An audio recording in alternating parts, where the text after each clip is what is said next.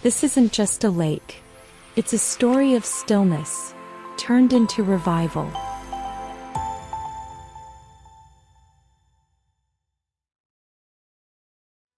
Once starved of oxygen, it was choking under chemical overload, high COD, low dew and fading life.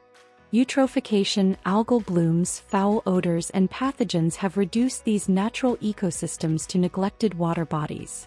Then came nanobubbles, tiny invisible spheres of oxygen, billions infused into every drop of water.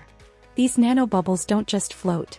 They stay, they work and they heal, reviving the lake from the inside out, with no chemicals and no disruption to nature.